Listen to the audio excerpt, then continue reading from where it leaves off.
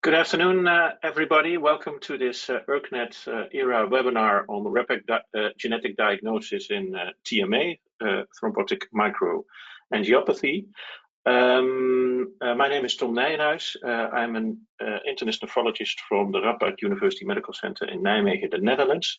You cannot see me, but and you will also not be able to see our speaker, unfortunately, today. But if that is the only technical problem we run into today, then we will take it for what it is.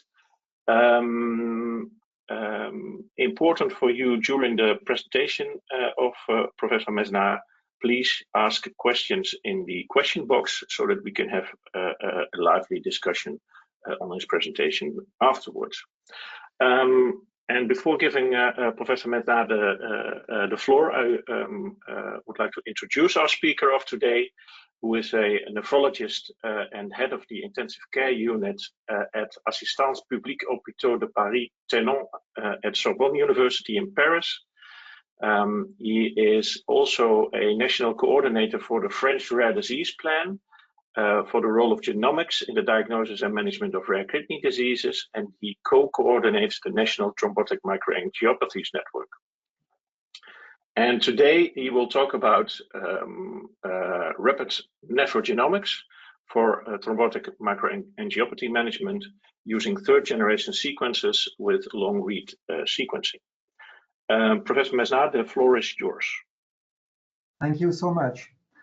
So this is my link of interest, and I'm just going to start just describing what is TMA, but I'm sure many of you know very well what it is. So it's the Association for Biological Manifestation, the various organ involvement. Today we are mainly discussing kidney involvement during what we call aHUS, and I will basically remind you that it's the image of the microcirculation and the endothelium. And today we'll focus on very specific management of hemolytic syndrome, or either especially atypical aHUS associated with a dysregulation of the complement pathway, the alternate complement pathway.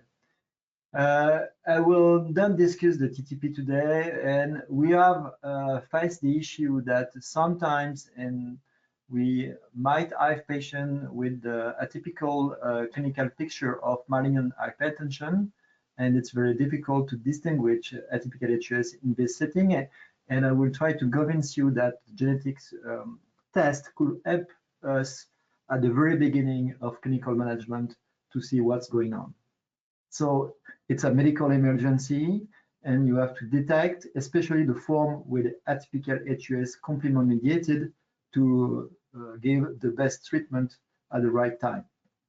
So even though in the best team, a very well-trained team, it takes at least 3 days to screen the patient. This is a cartoon from a review from Fakuri and Fremobaki. And you see we have to do a lot of things to rule out secondary TMA, drug mediated, infection mediated, malignancy mediated, post-transplant mediated, and so far pregnancy associated TMA as well. And we have to do a lot of biological tests to decipher what's going on, especially we have to assay ADAMTS13 to pinpoint a TTP. And at the very end, we are foresighting something. We might have a kind of diagnosis, but could be completer mediated or anti-CFH antibody. We need some additional biomarker to decipher what's going on. And in this recent review from Maison and our group published last year in the Kidney International, you see that, for example, myelin hypertension, pregnancy, and complement-mediated aHUS could have a large overlap. So sometimes the tricky part is malignant hypertension and atypical aHUS. And I will remind you that aHUS or primary aHUS should be at the very beginning considered as a diagnosis of exclusion. After you search for different symptoms, and assay different biomarkers. The distinguishing primary versus secondary is quite tricky sometimes, and the nomenclature did evolve recently. I will discuss that later on, with complement-mediated TMA. That should be a more appropriate term. So last year, Nestor and colleague published an expert discussion on atypical hemolytic uremic syndrome and its nomenclature. They propose this operational classification. You can put patient according malignant hypertension, adventitious TTP related, complement-mediated TMA related, genetically determined TMA, and so forth. And the classification could evolve according to the time after the initial clinical management of the patient. And the group agree on something very important to note, that the term hemolytic and uremic syndrome is not appropriate because it's a term that is not well suited for management of the patient, especially when it's complement mediated. So the classification do involve, I will convince you that adding a genetic test at the very beginning of the clinical management will help the clinician to put the patient in the right box and find the different boxes that could apply on at the very beginning of the management. So as you may well aware, the dysregulation of the alternative pathway of complement is associated with what we call complement-mediated TMA, or alternatively atypical aHUS. This is mainly the dysregulation of inhibitors called complement factor H, complement factor I, CD46, also known as MCP. And those elements will inhibit the production of C3 and the C3 convertase of the alternative pathway, going to the C5 convertase pathway and the terminal pathway. So in atypical aHUS, C5 and CF5 and CD46 are involved as a loss of function, and C3 and the CFB could be involved as a gain of function element. At the very end, there is the injury on the endothelial, either on the arterial wall, on the microcirculation of the kidney, or in the glomerulus. You can see thrombi and mesangiolitis and some indirect sign of encombiment of the red cell here.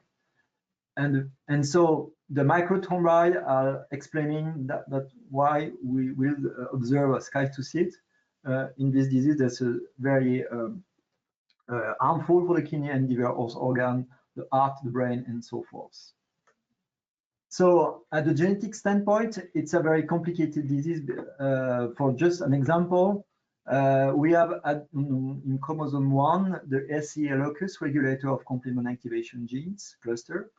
And this is the region of CFH, and you might be aware that there is complement factor-related proteins and genes, 3, 1, 4, and so forth, that are not pseudogenes, but genes very similar to CFH region, originating from segmental duplication. And for example, the green region is the region of homology, B and B prime, and the violin region, another region of homology. That's very important for the management of the biological distinction of different entities.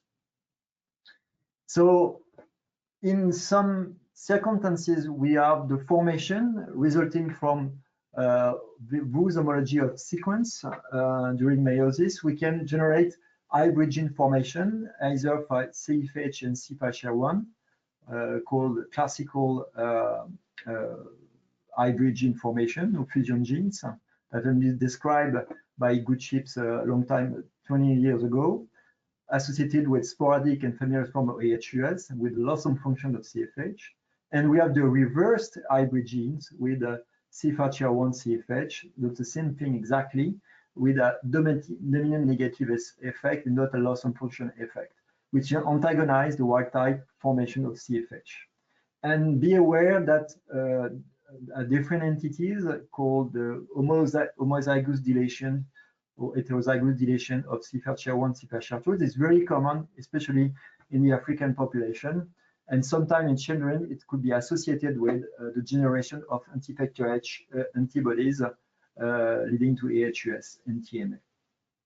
This is just to remind you that the CFH and CFHR1 at the nucleotide level are very common. In green, in red, there is two different at the nucleotide level, leading to 3 amino acid differences at the protein level. So very similar protein, basically, for the common region they have. So as a matter of breakthrough, we have the blockade of the C5 since 2012-13, and the occurrence of proximal inhibitors, pegcetacoplan, and so forth, and eculizumab and ravulizumab and distal C5 inhibitors. That with treatment with especially eculizumab and ravulizumab did change the prognosis of complement-mediated TMA. And there are other causes of genetic disease associated with the TMA that could mimic aHUS, complement-mediated TMA. We'll set apart TTP associated with adenosine 13 deficiency, sometime with a renal involvement, but we do have cobalamin 3 deficiency that could be with a salvage therapy by vitamin B12, a very elevated dose, and some developmental disorders with lymphedema associated with isolated or not thrombotic microangiopathy in the kidneys, and different inherited disorders, Alport syndrome, DGKE, and the list is going longer, which are not responsible, so as far as we know, to eculizumab that could mimic genetically related TMA. So the question is, if we do have a genetic test, it should, of course, individualize the complement-mediated disorders, but it should be able to distinguish cobalamin 3 deficiency, MMH-CH genes, and other type of inherited glomerulopathies as well, because the clinical picture in adults could be blurred by those agent. So moving forward to the rapid genomics, you might have seen this tremendous paper by our colleague in California, published in 22 in the New England Journal in Medicine, showing that we can reach a clinical diagnosis from blood sampling to clinical report in less than 8 hours using nanopore sequencing, long-range sequencing. I will go to more detail further.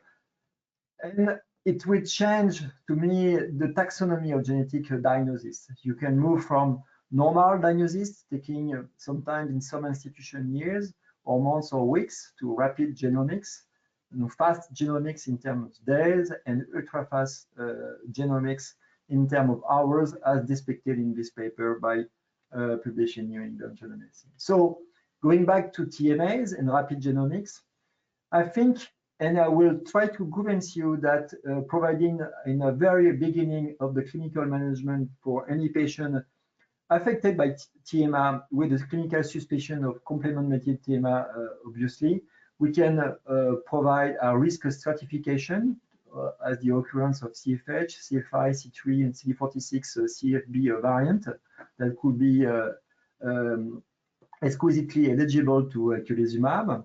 We can also as well in some patients, especially in patients from Asian origin, rule out possibly a C5 variant that confer resistance to eculizumab or ravulizumab. We can stratify the risk and provide other type of therapy using, if we can pinpoint MMA-CHC variant, or sometime a variant associated with nephrotic syndrome and CoQ10 deficiency that could appear as a malignant hypertension with sometime TMA. And I think the impact of an early molecular diagnosis provide different diagnosis and will help the clinician for its clinical management of TMA. So in 23, our group provide what I can say a position paper on rapid genomics. We describe several use case, clinical case. In those cases, we provide a genetic test in less than 4 weeks. And in practice, some of my colleagues say, okay, it's good in 4 weeks to have the diagnosis made. Sometimes it basically, we need this information early on because we hesitate or not to put the patient on the inhibitors, or we have other diagnoses we might have a suspicion on. So we can, as you know, the cost of a genome is quite remarkable, and sometimes we have patients that will suffer from image deficiency, even though the homocysteine level could not diagnose this. So our motto basically will be to provide the right treatment at the right time with a molecular proof. So that's we published in Blood, saying that we have relying on TTP, we're relying on typical aHUS, and moving on to atypical aHUS, considering complement-mediated TMA, providing the proof of complement-mediated dysregulation with a genetic test and with the biological confirmation of alteration of CFH that are not momentary in some form of deficiency. So I have a question for you. You can scan on that QR code. And because the rapid term is not the same for all of us, for example, in some of my colleagues coming from more intensivists are willing to have the result of the test in less than a few hours. Some colleagues coming from the internal part of medicine are moving more in terms of weeks. So let's see what you will expect in terms of result from the entry point of the patient, 3 days, a week, or so forth. Basically, in my institution, most of my colleagues are willing to have the result in less than a week, around 3 or 5 days. So we now move to what how we can manage this to in practice in our institution in Sorbonne University in Paris. So we use what Nanopore sequencing is basically this boost sequencer is not a that expensive sequencer, is less than 50,000 euros, and we use what we call adaptive sampling. It's basically we can select the strand of DNA passing through the nanopore, and according to the sequence passing through the nanopore, we can reject to accept the DNA strand, and moving forward if the DNA strand is on our target. So we can enrich more than 400 genes. That's basically 2% of the genome, 400 genes with intron and exon. And giving the length of the reads, we can detect hybrid gene formation as discussed at the very beginning of the talk. So at the very beginning, we were using minion flow cell. That's the smallest flow cell, one of the smallest flow cell from the brand Nanopore. And we have 2 hours of DNA extraction, 40 hours of sequencing using minion flow cells. And we have 6 hours for bioinformatics analysis, and the results were quite satisfactory but not perfect. Next, we move to Promethean flow cell. That the flow cell have been used in New England. They are currently used for whole genome sequencing with Nanopore. So we still have 2 hours of to bench to get access to the DNA extraction, and we have 16 to 24 hours of sequencing and 6 to 12 hours of bioinformatics. And we did compare our result from Nanopore sequencing and in our emergency setting to whole exome sequencing we do provide as a clinical care level in our institution. And the recall and the sensitivity are very well. So basically, we can detect at least the same thing with exome sequencing, short reads, and with Nanopore sequencing. And so we can have the possibility to detect hybrid information with Nanopore. So we can bypass the MLPR to detect hybrid information. And so as well with the Nanopore, we can have phasing. And so it's an information that could be very useful for some variation for detection of heterozygous compound variant, and could have methylation profiling as well. So this is the initial setup in our research lab. We moved this setup to the clinical laboratory lab in Pitié-Salpêtrière in Paris. And now we are providing rapid genomics in around 3 or 4 days in a clinical manner with 2 or 3 patients per week in average. So we reach a coverage at the target beyond 80x. We got phasing and methylation profile, and we have different diagnoses at the molecular level for different phenocopies or entities mimicking complement-mediated TMAs, such as Alport syndrome, DGKI, and so forth, as I cited before. So this is our framework and workflow. So I did describe the initial strategy using a minion flow cell and a gradient sequencer. Now we are moving to P2 solo. We have a DGX cluster authorizing us to have a quite significant GPU power. And we did annotate and analyze the result using Sequent Genomics startups company based in France, in the south of France. So we have an AI agent that could rank up the variation on the top of the list. For example, this patient do have an homozygous variant in TTC21B, especially a recurrent variation P209L that could mimic malignant hypertension in many patients. We did publish this observation in CJSN a few years ago. This is another patient with a CFH mutation ranking first by our pipeline. So we can, as I said in the introduction, the real value of long-read sequencing beyond the versatility and the rapidity that it can provide is the value to get the hybrid gene for the same with the same assay, even though the hybrid information is quite rare, less than 5% of complement-mediated TMA. So this is the added value to have those kind of sequencer beyond the rapidity that can provide.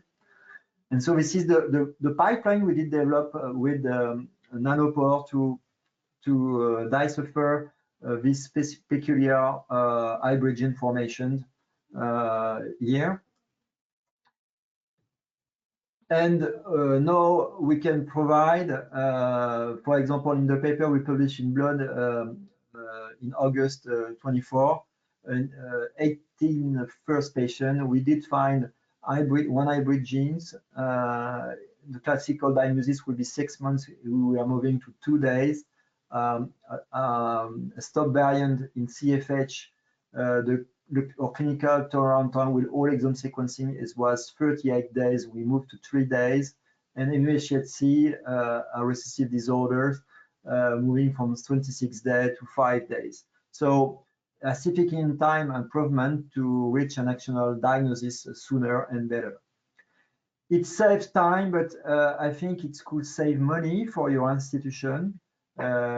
Because we compute the cost of eculizumab we can avoid in terms of number of transfusion, and we did save a significant number of euro by providing early sequencing. The cost of sequencing is the cost of is around 1,000 euro per sample currently. So we publish this. You can see our paper in blood here in 18 aHUS prospective case. In those patients, we have all exome sequencing clinical grade for comparison, and we save a quite significant amount of money and save time for the patient for early intervention. So this is a few story. Now we have more than 25 patients that have been screened additionally from our paper. This young 28 years old man with acute kidney failure and TMA with hypertension occurring at 28. We provide a molecular diagnosis in 44.8 with a CFH pathological variant, French variant. The patient recover well with eculizumab.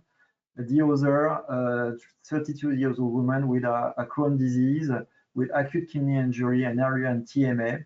We did find focal segmental glomerulosclerosis and TMA on a renal biopsy, and we did find a TTC21B class 5 variants, and so we did avoid the injection of eculizumab for this patient.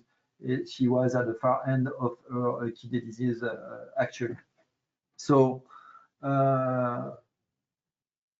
we are, I think, ready for the clinical diagnosis for TMA in a rapid manner to promote early intervention, to provide actionability in terms of drug.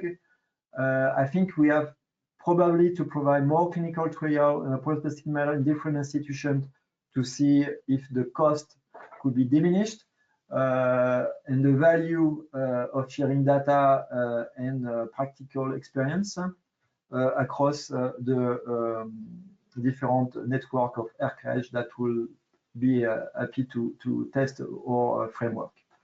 I will thank many of my colleagues, especially Dr. Nadia Yousfi, which is a scientist with developing engineer in our team.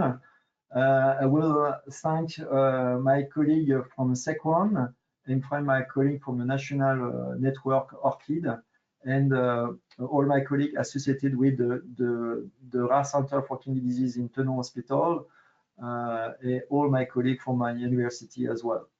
I will be to answer to any question you might ask. Okay, thank you very much, Laurent, for this nice presentation.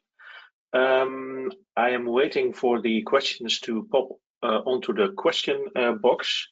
But first of all, yeah, I think this is, of course, a very important topic because this is an actionable disease, like you said, right? So we nowadays have eculizumab or ravulizumab, and maybe in the future new treatments, which are effective therapies that you do not want to withhold from the patients, but which are also very costly therapies. And of course, also the therapies have a risk, which you do not want to put on patients that will not respond to the therapy. I was actually wondering with respect to how you now treat these patients, is do you actually delay the start of eculizumab treatment to wait for the genetic testing, knowing that you would still need 3 to 4 days to have the genetic test, or would you start and either stop or continue based on your genetic testing? So I think we are doing both. For example, last week we received a young lady with when we had the clinical exam. She said, "Oh, my cousin did have a genetic test, and this cousin, after a few questions to different colleagues, was affected by CFH variation. So the probability that all patients will be do have the variation was elevated. So we provide in a few hours the treatment. But in other case, not like it's not very common that it's crystal clear that it could be made completely negated, because we have a past history of family-related aHUS. most of the times the clinical picture is not that clear. So we wait, if possible, 3 days deciphering the clinical picture with different biomarkers, then test 14 and so forth, and we reach the molecular diagnosis very soon, in less than around 3 days basically. So we can wait, and afterward we can decide or not to provide on the top eculizumab or not. If the test is negative, it doesn't mean that it could be not complement mediated. It could be CFH antibody and so forth. So we can still decide to put the patient on ravulizumab and eculizumab. But the real value, and when the test is positive, because we are quite confident the patient will respond quite well to eculizumab or ravulizumab in an urgent manner. So it helps us to decipher the clinical picture, and most of the time we wait for the genetic result, because in practice it helps a lot to separate different entities mimicking complement-mediated TMA, especially when the kidney biopsy is not quite feasible because the kidney are quite small, and we believe it could be a malignant hypertension with a secondary event on our primary glomerulonephritis or something. So most of the time currently we are waiting the genetic test to decide which more information on the global overview of the clinical picture. Mm-hmm. And you probably showed us this in one of the graphs, but maybe I did not get that completely. But if the fast genomics is negative, how sure are you that let's say it is in fact negative? So let's say, do you still need to do the exome or genome-based sequencing afterwards? And did you actually compare that to see what the in Hôpitaux we did compare all clinical grade whole exome sequencing and or Nanopore sequencing in 18 patients, and we reached full agreement between exome and Nanopore sequencing, except one patient we cannot detect with short read sequencing, whole exome sequencing, an hybrid gene, so that we'll be able to detect with Nanopore sequencing. So basically, Nanopore is currently, from our perspective, superior to whole exome sequencing clinical grade. But so far, our experience is limited to, let's say, less than 50 patients. So it's not that big number. But currently we are doing 1 or 2 or 3 patients per week. So I think in a year we will more reach more global vision and picture of what we are doing. But currently it's probably superior and not inferior to all exome sequencing clinical grade. Yeah. Okay. Maybe a little bit longer term follow-up. But if you if they are let's say if the fast genomics gives you a mutation or at least a variant that is compatible with a complement-mediated genetic TMA, do you then keep on treating with eculizumab, or do you also stop eculizumab at a certain point again? If the patient do have also in terms of cost effectiveness, of course. Yeah. If the patient in France, if the patient is positive for a pathological variation, we did continue, and we can stop after 6 or more, depending on the level of craninemia and the clinical context. And decision is based for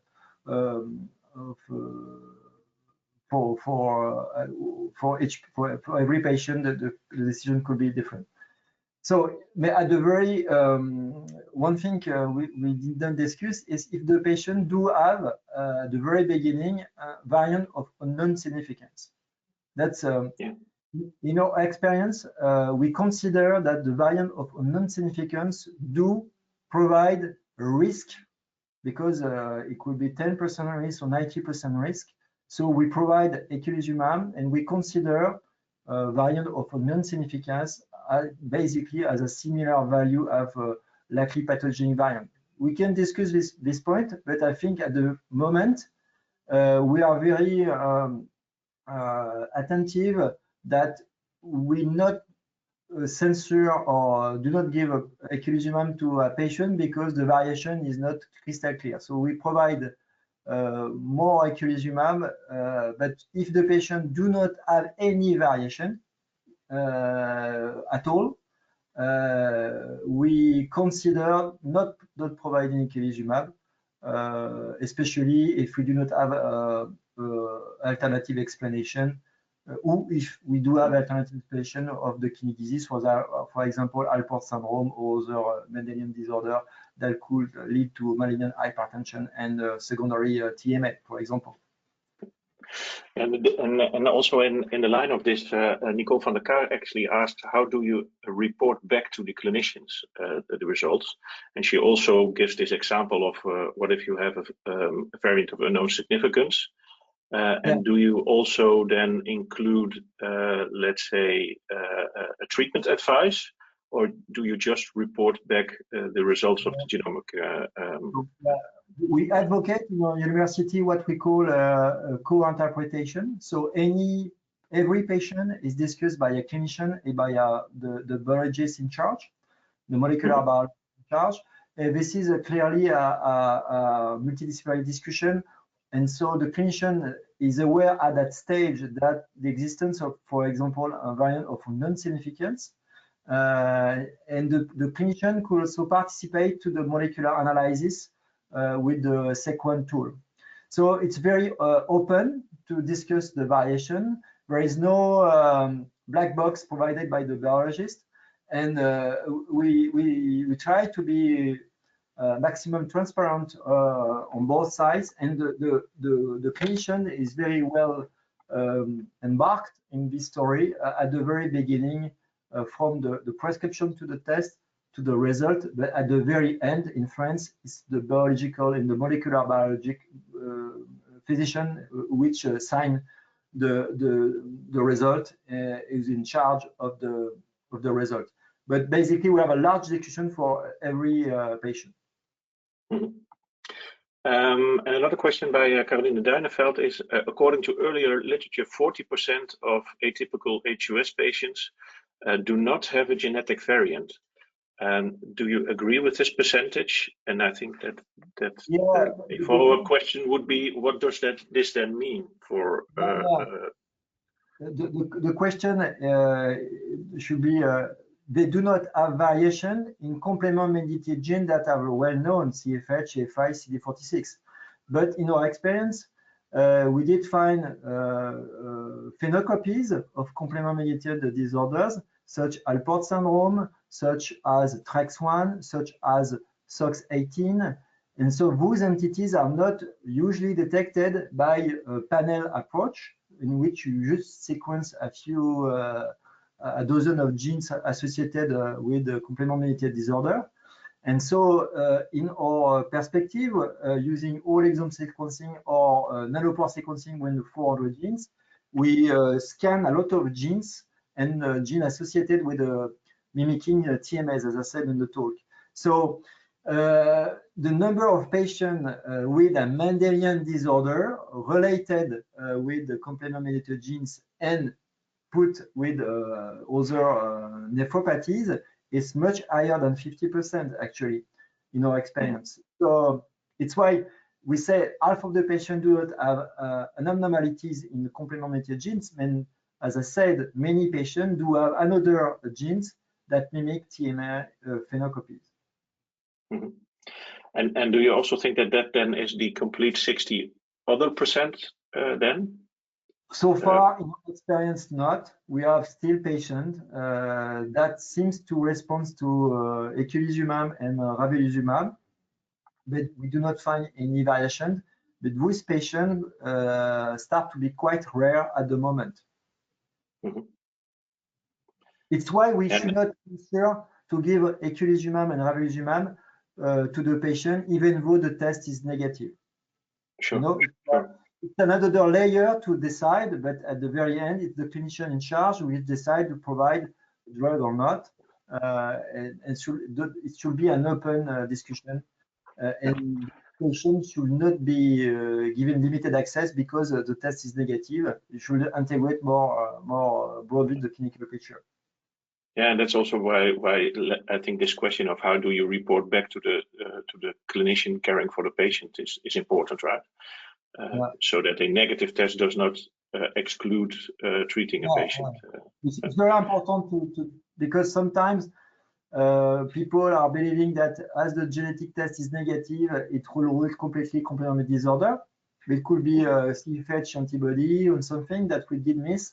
But yeah, it's diminished the probability, but still we cannot rule it completely at the moment, given the current knowledge. Yeah. And maybe also a little bit along these lines, Francois Jouret is asking, do you systematically confirm the fast diagnosis by the conventional techniques? Of course, you did that in your studies, right? But, yeah. But routinely, do you also still do a confirmation with the conventional exome or genome-based techniques? Yeah, we are still doing this in the moment, but as I said, the agreement is quite we are very confident, and we do not validate the variant with the Sanger sequencing, excepted is the exception. And we are moving to stop doing for this patient whole exome sequencing and moving more on nanopore sequencing, as we consider it superior or equivalent to this technique for kidney disease management, as I said, because whole exome sequencing could have an additional value. It could give you BRCA2, BRCA1 variant, accidental findings management capabilities that is not afforded currently by nanopore sequencing, which is dedicated to 400 genes associated with kidney disease.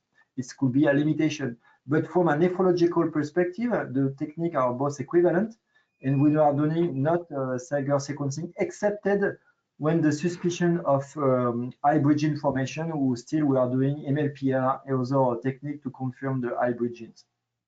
Mm-hmm. Yeah.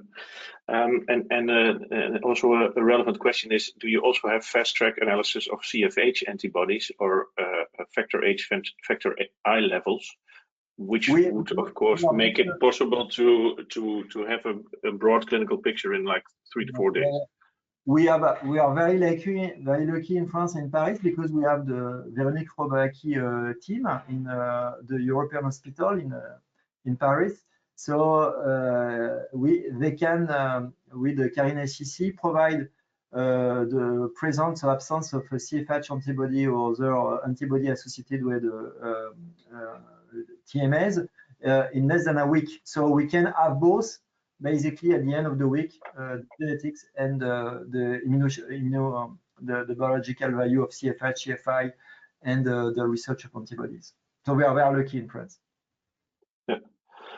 And with that respect, being lucky and of course us coming from let's say high resource countries, the question always is, what does this actually mean for low resource countries where well, maybe these techniques are not available, but also eculizumab might be too expensive. Yeah. The thing is that, as I said, you cannot solve that, I know, but what is your let's say your future ideas on that? Yeah, my opinion is that in many countries the cost of nanopore is not that big, because the cost of sequencer is not very expensive. Basically, the whole cost of the sequencer is the cost of one injection of eculizumab. So I think in low income country, the cost of the test is not that it could be of value to separate one injection of eculizumab, balancing to have a molecular proof of the disease using nanopore sequencing. That is not that expensive test, by the way. Currently, I will bet that in the forthcoming year the cost will diminish. But yeah, it's not, you have not to buy a sequencer from €1 million to start. So the cost of the reagent and the cost of the sequencer is quite limited, and you can. So it's why it could be of value for low-income country. And maybe also a little bit towards the future, because I saw that you still need 6 to 12 hours for bioinformatics analysis. Yeah. And maybe this also includes all sorts of technical things and checks. But Yeah. do you expect that to become faster now that we have AI, which can just analyze everything for us? Yeah. Actually, with a new machine, we diminish by 50% the time. So we have 3 hours for computing.